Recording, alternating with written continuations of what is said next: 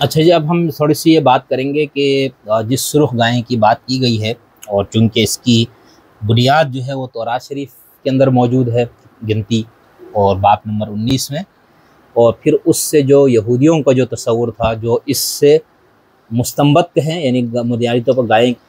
کی سرخ ہونا، اس کی قربانی، اس قربانی سے پاکیزگی کا حصول، یہاں تک کی جو بات ہے وہ چونکہ اس کے آگے بھی ہے کہ خدا کے مسکن یا اس میں داخل ہونے کے لیے انسان کو پاک ہونا چاہیے، لیکن اس سے جو استنباط کر کے مشنا میں جو تفصیل ہے، اور یہ یہودیوں کے باقی لٹریچر میں اس کو قرب قیامت، دنیا کے خاتمے سے اس کو جو جوڑا گیا آپ کو، جس کو علامات قیامت کہتے ہیں، دجال کا ظہور، مسیحا کی آمد، اس سے جو جوڑا گیا وہ ہم نے آپ کو تفصیل سے بتایا کہاں پر ہے۔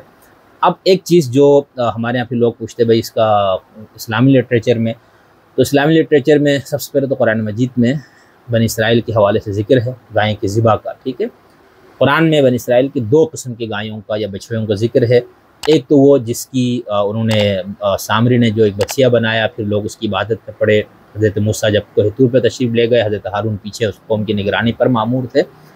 تو ایک تو وہ ہے، اس کا تقریباً 7 سے 8 مقامات پر اس العجل کا ذکر آیا ہے، سورہ بقرہ میں بھی ہے، سورہ اعراف میں بھی ہے، سورہ بنی اسرائیل وغیرہ میں بھی ہے کہ وہ کیا تھا اور انہوں نے اس کے ساتھ کیا کیا، پھر حضرت مسیح نے اس کے ساتھ کیا کیا،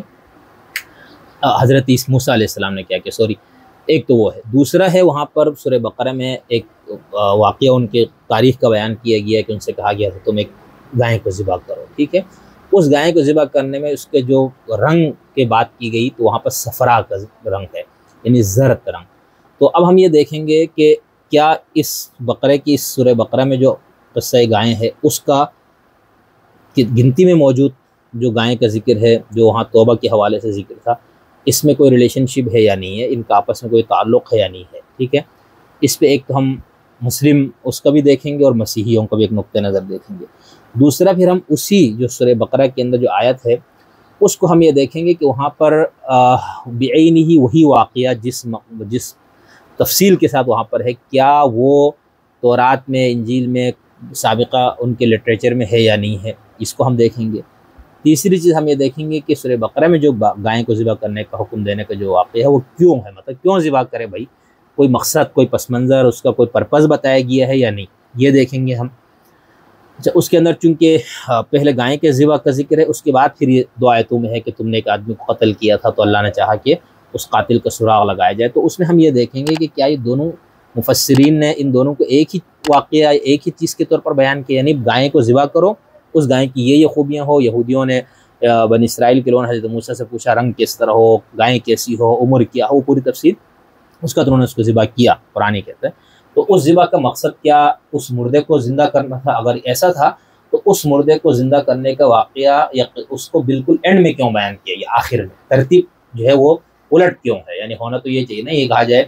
کہ دیکھو تم نے ایک بندے کو قتل کیا تھا، قاتل تم ایک دوسرے پر الزام لگا رہے تھے، تو اللہ نے پھر حکم دیا کہ گائے ذبح کرو، اس طرح نہیں ہے۔ قرآن میں یہ ہے کہ پہلے گائے کے ذبح کا ذکر ہے، پھر یہ ہے کہ تم نے ایک انسان کو قتل کیا، ایک نفس کو، پھر تم جھگڑ پڑے، تو اللہ یہ چاہ رہا تھا کہ وہ قاتل بے نقاب ہو۔ تو اس پہ ہم یہ دیکھیں گے کہ کیا یہ دونوں ایک ہی ہے یا یہ الگ الگ چیز ہے، ٹھیک ہے۔ جن مفسرین نے اس کو ایک سمجھا ہے، انہوں نے ان آیات کو کیسے سمجھا ہے، اور جن مفسرین کا یہ خیال ہے کہ یہ 2 الگ الگ چیزیں، ان کا کیا نقطہ، ایک تو ہم یہ دیکھیں گے۔ پھر اس کے بعد جو اصل میں اس کے اندر جو ہم یہ دیکھیں گے، تو ایک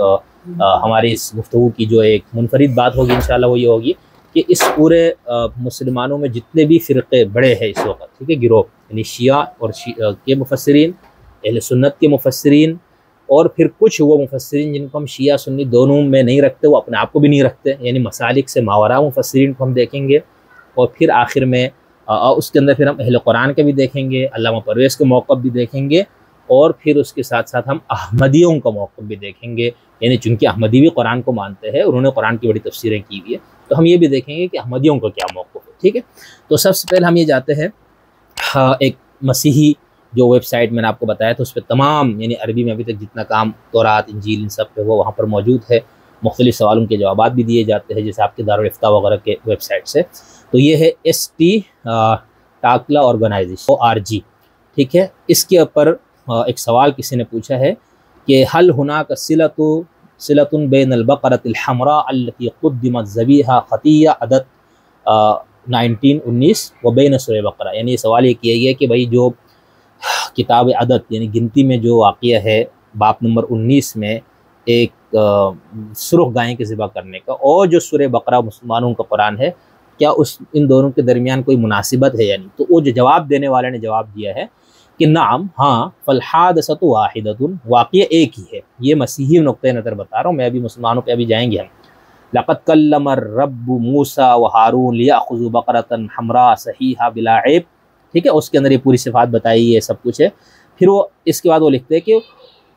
وجاء ذکر هذه الذبیحہ فی القرآن، اور بعینہ اسی ذبیحے کا ذکر قرآن میں ہے۔ وہ کیا ہے؟ وَإِذْ قَالَ مُوسَىٰ لِقَوْمِهِ، پوری انہوں نے آیت دی ہے۔ پھر وہ کہتے ہیں وَمِنْ هَذِهِ الْقِصَّةِ أَخَذَتِ السُّورَةُ اسْمَهَا، اسی واقعے سے اس سورت کا نام لیا گیا ہے، اور فَتُسَمَّتْ بِسُورَةِ الْبَقَرَةِ نِسبَةً لِلْبَقَرَةِ الَّتِي قُدِّمَتْ كَذَبِيحَةٍ خَطِيَّةٍ بِغَرْضِ التَّطْهِيرِ مِنَ النَّجَاسَةِ، یعنی اس بقرہ یا اس گائے کے ذبح کے حوالے سے جو گائیں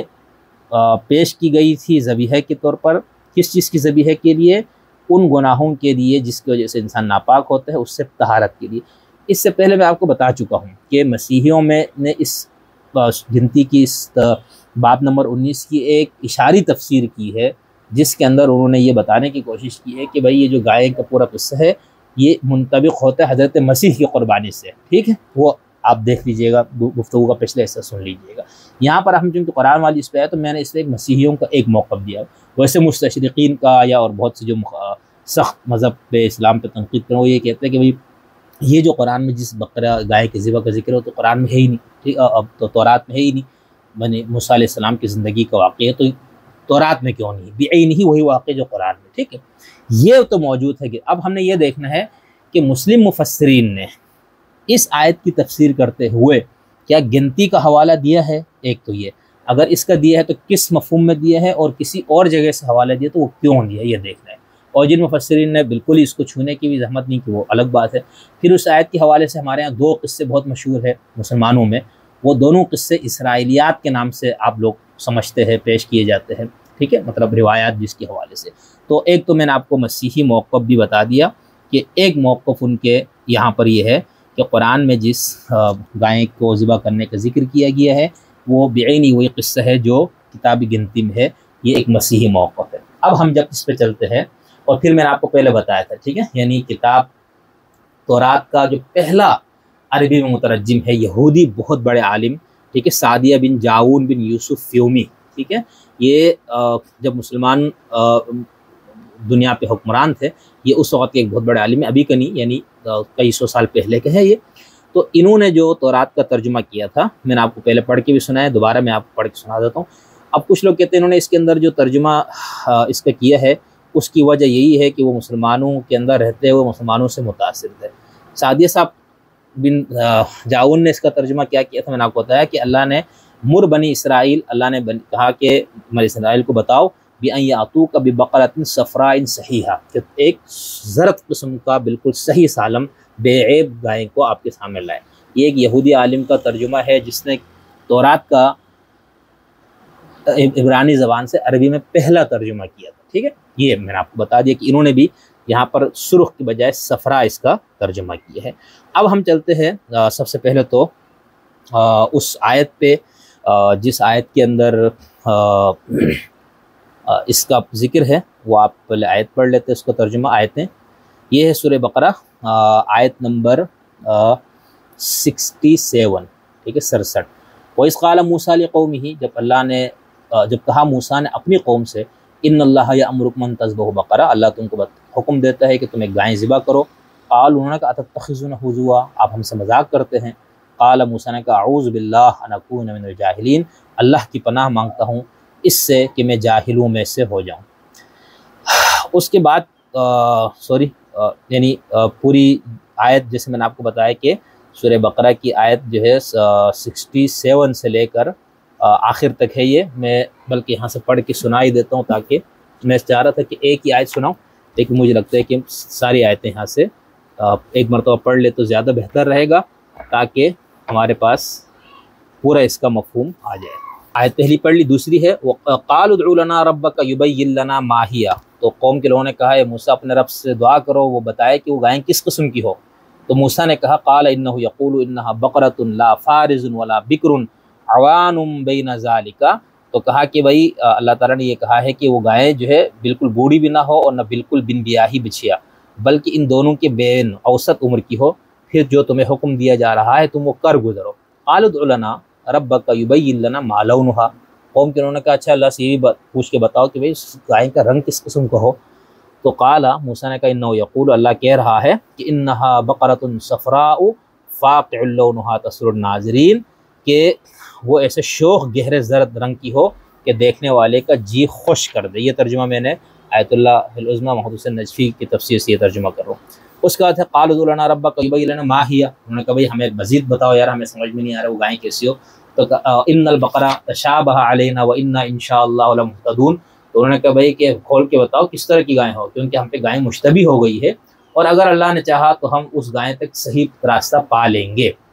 قال، کہا انہ یقول انہا بقرۃ لا ذلول تثیر الارض ولا تسقی الحرث مسلمۃ لا شیۃ فیہا قالوا الآن جئت بالحق فذبحوها وما كادوا يفعلون۔ تو موسیٰ نے کہا کہ اللہ کہتا ہے کہ ایسی گائیں ہیں جو سدائی ہوئی نہیں ہے، نہ زمین کو جوتتی ہے، نہ کھیتی کو پانی دیتی۔ یہ ساری کچھ صفات وہی ہے جو کتاب گنتی میں موجود ہے، ٹھیک ہے۔ رنگ کے حوالے سے چلو اختلاف ہے، باقی جو اس کی صفات ہے اس میں سے کچھ صفات قرآن میں اور اس قصے میں جو اس حکم میں جو طہارت کا حکم تورات شریف میں اس میں مشابہ ہے گائیں کی صفات کے حوالے سے، اور وہ صحیح سالم اور بے عیب، ٹھیک ہے، اور اس میں کوئی داغ دبا نہیں ہے، ٹھیک ہے، یہ انہوں نے کہا۔ اب انہوں نے کیا کہا، الآن جئت بالحق فذبحوها وما كادوا يفعلون، یعنی وہ اب پکار اٹھے، اب آپ ٹھیک بات لائے، غرض اب انہوں نے اسے ذبح کیا جبکہ وہ ایسا کرتے معلوم نہیں ہوتے تھے۔ اب اس کے بعد ہے وَإِذْ قَتَلْتُمْ نَفْسًا فَادَّارَأْتُمْ فِيهَا وَاللَّهُ مُخْرِجٌ مَا كُنْتُمْ تَكْتُمُونَ، اور وہ وقت یاد کرو جب تم نے ایک شخص کو قتل کر ڈالا تھا اور پھر اس کے بارے میں باہم جھگڑنے لگے، ایک دوسرے پر قتل الزام لگانے لگے، اور اللہ اس چیز کو ظاہر کرنے والا تھا جسے تم چھپا رہے تھے، اس لیے ہم نے کہا اس گائے کو۔ اب یہ اس کے بعد اگلی جو آیت ہے فَقُلْنَا اضْرِبُوهُ بِبَعْضِهَا، اب یہاں پر ایسا نہیں ہے کہ ہم نے اس بنیاد پہ کہا، اس کا ترجمہ یہ ہے تو ہم نے کہا مارو اس کو، اس کے کچھ حصے، اس طرح اللہ زندہ کرتا ہے مردوں کو اور دکھاتا ہے تمہیں اپنی نشانیاں تاکہ تم عقل حاصل کرو۔ تو آیت نمبر 73 تک یہ پورا قصہ ہے، ٹھیک ہے۔ اس میں ہم نے یہ بہت تفصیل وضاحت سے آپ کو بتانے کی کوشش کرنی ہے کہ یہ جو کہا گیا نا کہ اس کو مارو، اس کے بعد حصہ جو ترجمہ بنتا ہے آیت نمبر 72 اور 73، ٹھیک، ہاں نہیں، اس سے پہلے وَإِذْ قَتَلْتُمْ نَفْسًا 72 اور 73، یہ اور اس کا پیچھے کہ ذبح گائیں کا کوئی تعلق ہے بھی یا نہیں ہے، جن لوگوں نے تعلق مانا وہ کیا کرتے، جو جنہوں نے نہیں مانا وہ کیا کرتے۔ تو یہ تو ہے سورہ البقرہ میں جہاں پر یہ واقعہ ذکر ہے۔ گنتی سے ہم نے آپ کو پہلے پڑھ کے سنایا ہوا ہے کہ وہاں پر اس کا کیا ذکر ہے۔